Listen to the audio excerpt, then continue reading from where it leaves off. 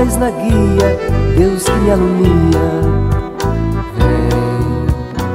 O Clube do Ouvinte RU Nossa Senhora de Guadalupe traz até você a Bíblia. Nos defende dos perigos, dos inimigos da vida. Estimados irmãos e irmãs, estamos então na primeira semana de Páscoa.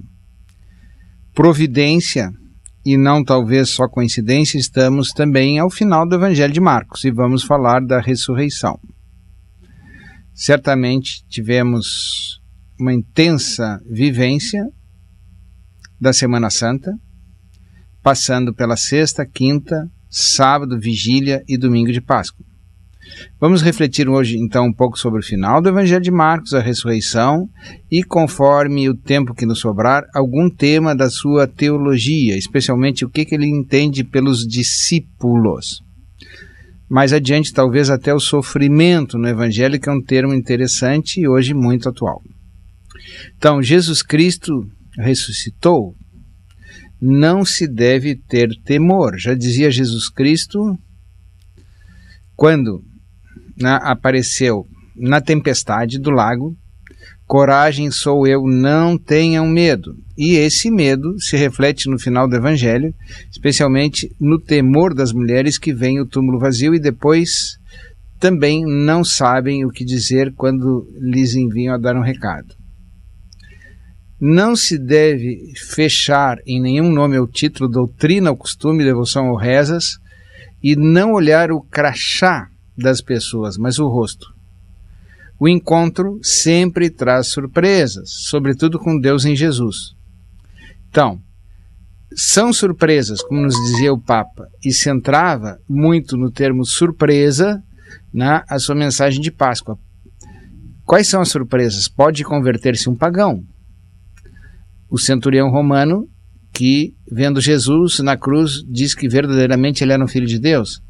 Pode converter-se uma pobre viúva, a qual cura Jesus. Pode converter-se um cego, que começa a enxergar, os pequenos, os que usam o nome de Jesus e não são da igreja. Uma mulher até suspeita de fama.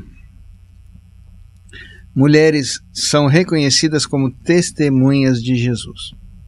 Então, isso é grave, e sério, porque Jesus está através da missão da igreja, mas está além da igreja. Não é ela proprietária de Jesus, mas Jesus é que é dela. Ela é de Jesus. Então, muitos não foram capazes de crer. Perguntamos quem hoje acreditaria. Na época de Jesus, só acreditariam sem a cruz, e Jesus se manifesta como Deus na cruz, Filho de Deus na cruz. Sabemos que é a fé que nos transforma e que transforma as pessoas. Então, é a fé que faz que Jesus peça confiança em si mesmo, em muitos versículos.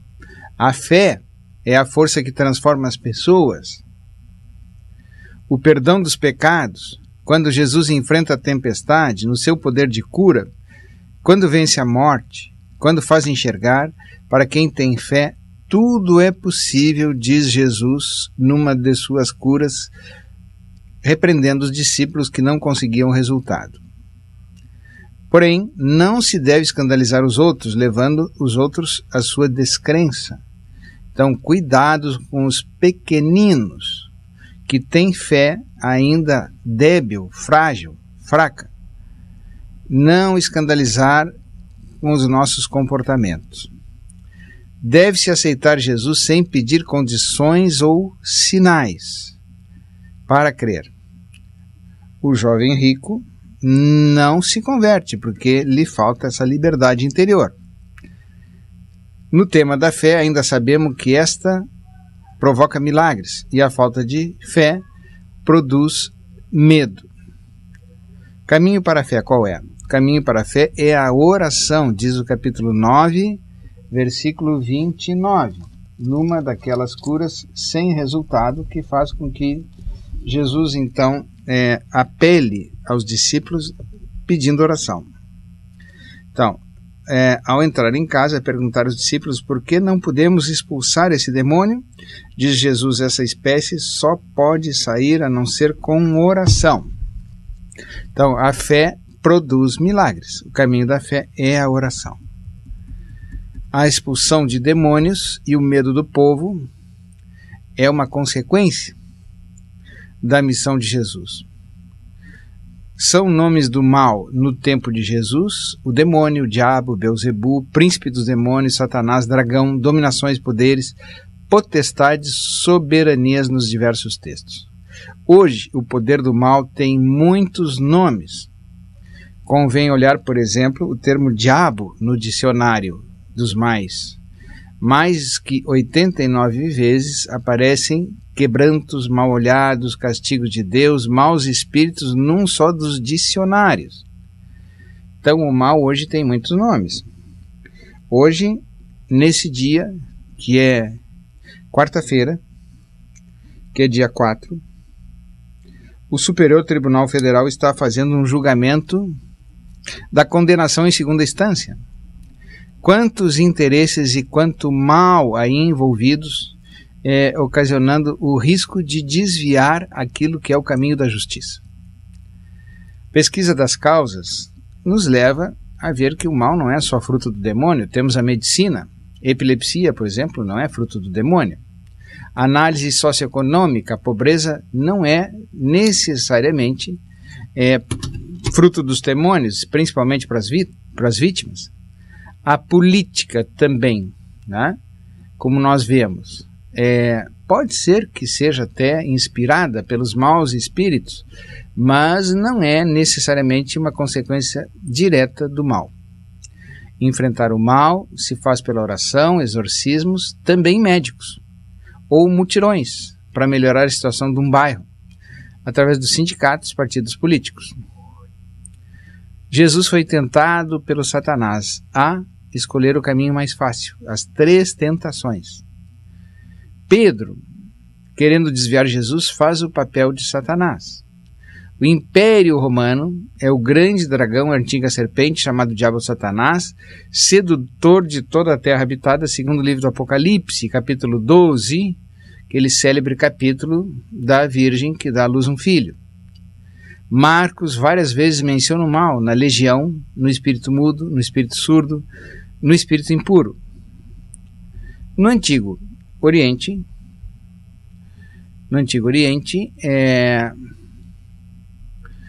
havia um culto aos espíritos, demônios, demiurgos, semideuses.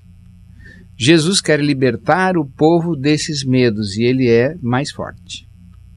E assim estamos indo na estrada de Jesus com o sabor de vitória sobre o poder do mal a caminho da ressurreição. Primeiro milagre em Marcos é a expulsão de um demônio. Muitos exorcismos são também manifestação do poder de Jesus. Também são causa da oposição dos escribas. São o primeiro mandato de Jesus aos apóstolos, expulsar os demônios. Capítulo 6, versículo 7. É o primeiro sinal do anúncio da pós-ressurreição de Jesus. No capítulo 16, versículo 7. A ressurreição é superar o mal, é vencer os espíritos do mal. 16, versículo 17. Ou seja, aqueles que tiverem crido vão expulsar demônios e outros fenômenos como falar novas línguas. Então, em Marcos, ao cristão é proibido ter medo do Satanás. Não se deve alimentar o medo. E hoje o caminho é libertar as pessoas do medo, não só do demônio, mas de todo e qualquer mal que sofremos, que possamos, inclusive, superar a violência, que talvez é dos maiores males que nós vivemos. Quem sabe, acreditando numa nova educação, numa nova política, numa nova sociedade. Nunca perder a esperança. Temos, nesta quinta-feira, dia 5, a formação dos presbíteros, dos padres, sobre o ano do leigo. Os leigos têm essa função no mundo, descobrir as causas do mal e organizar-se para atacá-las. Só é possível às vezes com muita reza e muita fé, mas jogando fora o medo e servindo aos irmãos. Como dizia São Paulo na carta aos Romanos, capítulo 8, versículo 39, no capítulo dedicado ao Espírito, ele dizia: quem nos separará? Quem vai nos separar do amor de Cristo? Jesus tem poder acima de todos os outros seres, segundo a carta aos Efésios, capítulo 1, versículos 19 a 21. É preciso alegrar-se na paz sem ter medo, nos diz a conclusão do Evangelho de Marcos, no capítulo 16, versículo 6. Não vos espantais, procurai Jesus de Nazaré, o crucificado ressuscitou, não está aqui. Então, é preciso não se deixar escravizar por visões humanas. Jesus está presente no meio de nós. Alargando a nossa visão, por onde passava Jesus, sabemos, contextualizando e reconsiderando Marcos, que a situação da família e da comunidade na Galileia no tempo de Jesus não era das mais promissoras. A família se desagregava, fruto de invasões, fruto de dívida, fruto de migrações forçadas. Revelar a vontade do Pai, construir a comunidade, é a missão de Jesus dos discípulos e é a nossa missão. Não excluindo, não escandalizando, não perdendo ninguém, não ambicionando bens. Os discípulos não levavam nada, não tinham uma vida estável. Participavam da vida da comunidade e recebiam casa e comida, eram despojados e assim podiam anunciar o reino, segundo Marcos e os demais evangelhos. Vamos então revisar, após o nosso intervalo, os pontos fundamentais da missão do cristão com Jesus Cristo ressuscitado. E aqui fazemos uma breve pausa.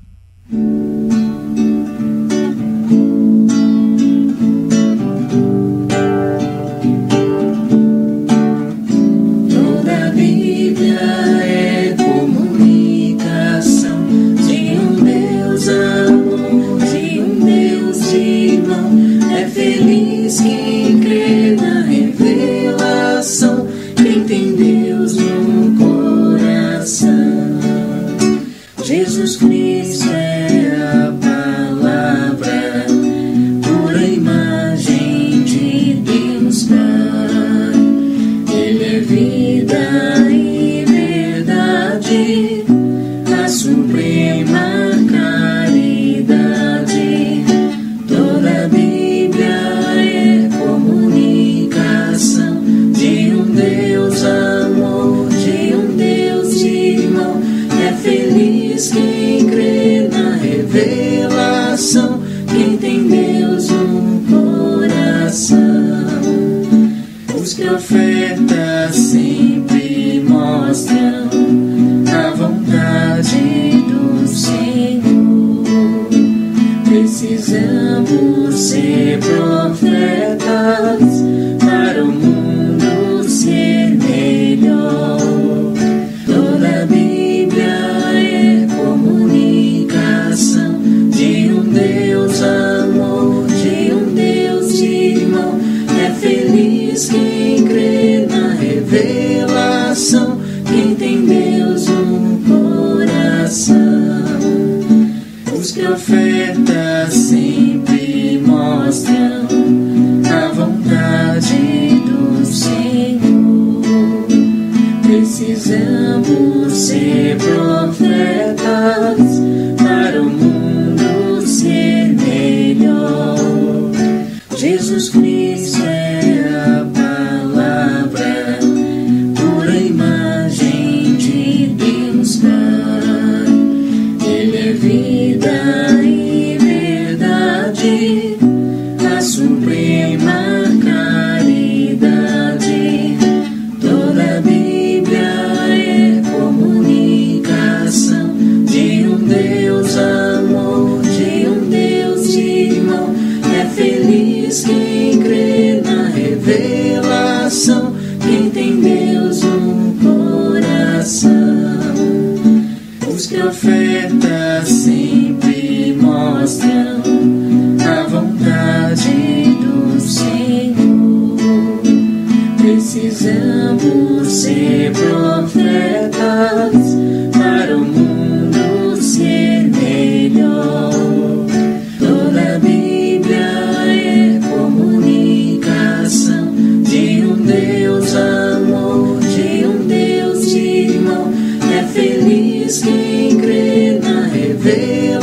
revelação. Quem tem Deus no coração. Os profetas sempre mostram a vontade do Senhor. Precisamos ser profetas para o mundo ser melhor. Toda a Bíblia é comunicação de um Deus amor, de um Deus irmão. É feliz quem crê na revelação. Quem tem Deus no coração. Continuamos, então, abordando em Marcos os pontos fundamentais da missão, ou seja, a ressurreição é missão. Em primeiro lugar, confiar na hospitalidade. Hoje é muito difícil, com o medo da violência, sermos acolhidos nas casas. Mas é antiga já a pastoral da visitação e a pastoral da acolhida. É fundamental reativá-las, reanimá-las. Em segundo lugar, aceitar a comunhão de mesa com o povo, intimidade com Deus, sempre que possível, até promovendo a alimentação dos pobres. E também entre nós, né, que somos ligados à comunidade, termos momentos de confraternização. É preciso, em terceiro lugar, confiar na partilha, convivendo de maneira estável, trabalhando como todo mundo, cada um com o seu dom, com o seu esforço, com o seu trabalho. Em quarto lugar, é preciso defender e excluir e acolher, defender e acolher os excluídos. Isso, em boa parte dos evangelhos, foi o objetivo quando foram eles escritos. Escolher e acolher os excluídos, que são tantos hoje. Moradores de rua, pessoas sem condições de sustentação e aqueles que assumiram outros caminhos que por nós até são considerados, na medida em que nós visitamos os próprios presídios, a pastoral carcerária. Terceiro, devemos abrir a pequena família para a grande família, revelando o reino, não só ficando entre poucas pessoas. Mas para isso é preciso uma renúncia. No Evangelho, a renúncia que Jesus pede é profunda. É preciso valorizar mais o reino, o Evangelho, a Jesus do que o pai, a mãe, mulher, filhos, irmãos e irmãs, casa, terra, por amor a Jesus e ao Evangelho, segundo Marcos, capítulo 10, versículo 28 a 29.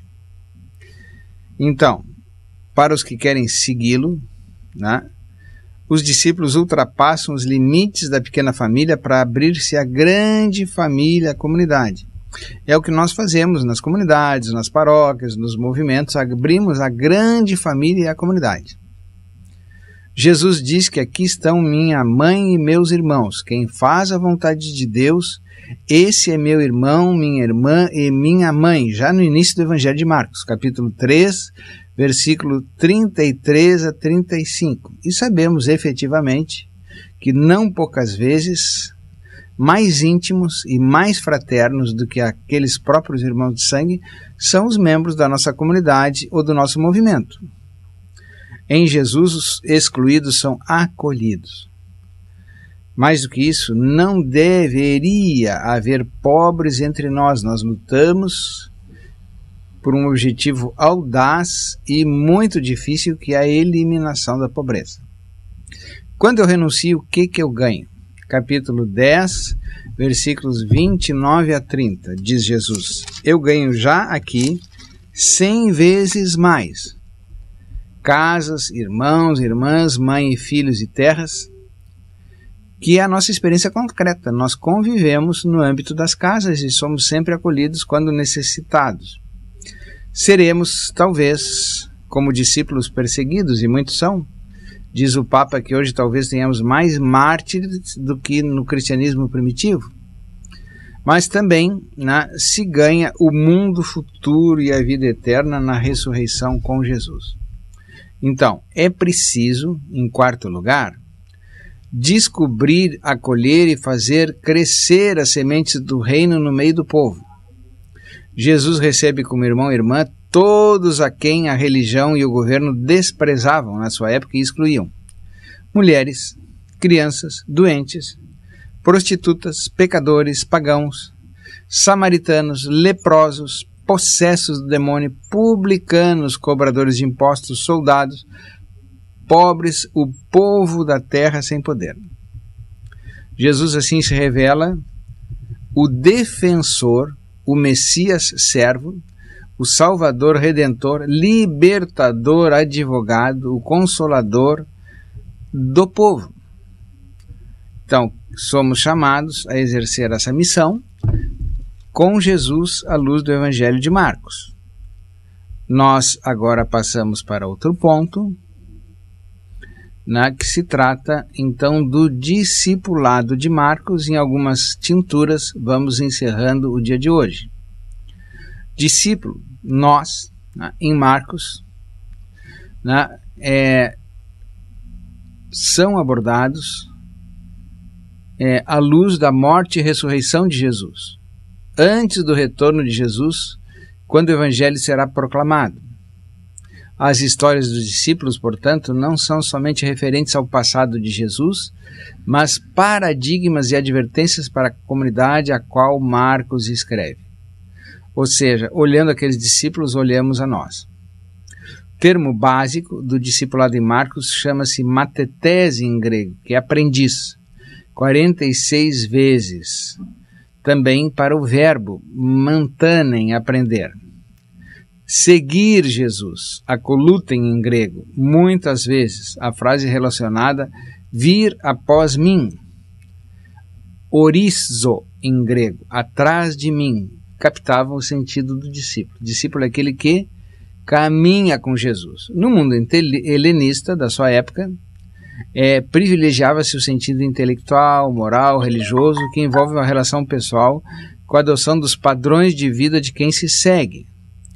Apostelen era enviar com a autoridade de quem envia. São apóstolos porque são, digamos assim, traduzindo, forçando uma tradução, apostelados, ou seja, enviados. Apóstolos, não são um termo comum em Marcos. Só em capítulo 3, versículo 14, Jesus chama os 12 apóstolos. Mas vamos analisar a seguir aspectos positivos do discipulado em Marcos, além do seu background. O que são os aspectos positivos do discipulado em Marcos? Vemos aqui que os discípulos são apresentados com ambivalência de características positivas e negativas. Quais são os importantes entre as características positivas? Cada sessão do Evangelho começa com uma perícope sobre o discipulado. Cada sessão do Evangelho, é só conferir. A missão dos discípulos é paralela com aquela de Jesus, então eles andam sempre seguindo e ao lado de Jesus. Os discípulos recebem a instrução privada de Jesus, que é o caso de muitos cristãos que se dedicam, então, aos grupos bíblicos, à catequese, à iniciação à vida cristã, às reuniões de formação. Os discípulos são testemunhas privilegiadas das obras de Jesus. Ajudam Jesus ao alimentar as multidões. Participam da última ceia. Nós participamos da Eucaristia. Jesus promete que os precederá na Galileia. Então Jesus não desiste, mesmo abandonado na cruz, vai aguardar os discípulos na Galileia.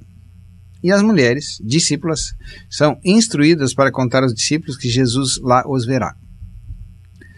Estamos nessa sequência, então, dos aspectos positivos. Em segundo lugar, temos narrativas de chamada e encargos como paradigmas do discipulado. Isso está no capítulo 1, versículos 16 a 20, 13 a 19, 6b a 13, que são os grandes textos em Marcos de chamada aos discípulos. Em primeiro lugar, estar com Jesus, para depois ser enviado. Mas também colocados à prova e à conversão que implica essa chamada. No capítulo 1, versículos 16 a 20, a iniciativa, como sempre, é de Jesus. Os que são chamados são engajados em atividade corrente, fazer aquilo que Jesus faz. A chamada está na forma de uma convocação clara, segui-me, é para quem está disponível.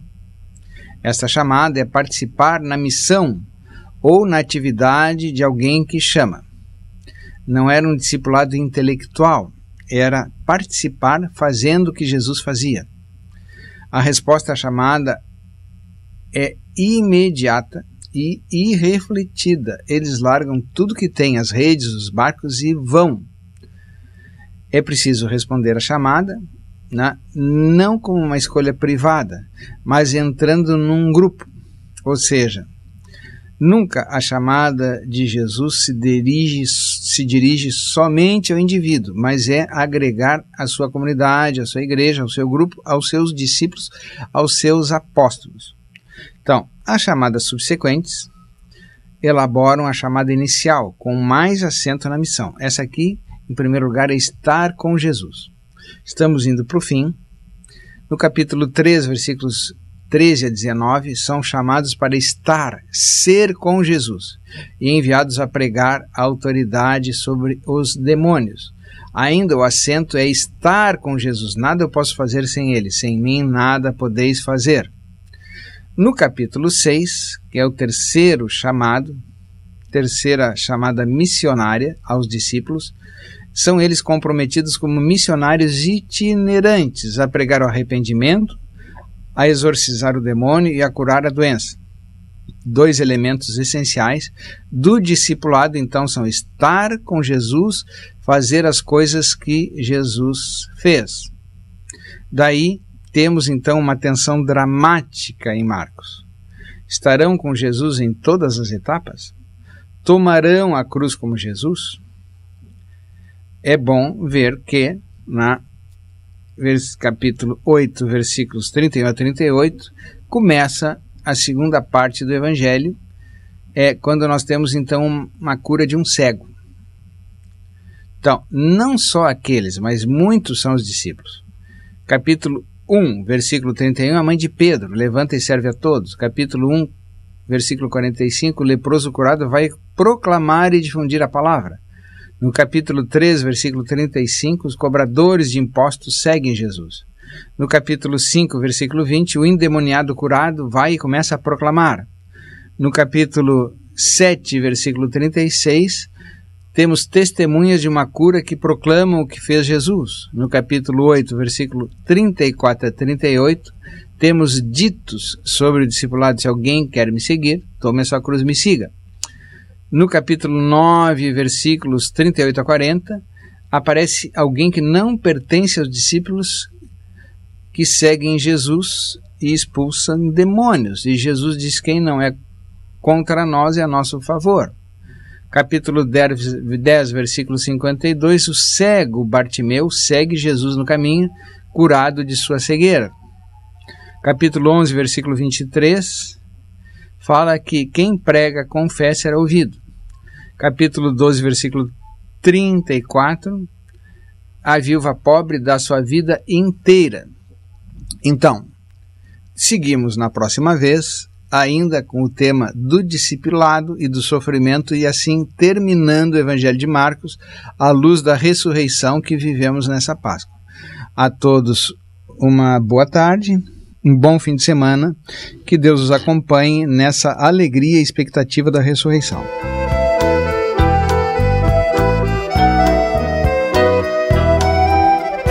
Luz na frente, paz na guia, Deus que me alumia. Seja um missionário da evangelização. Participe do Clube do Ouvinte.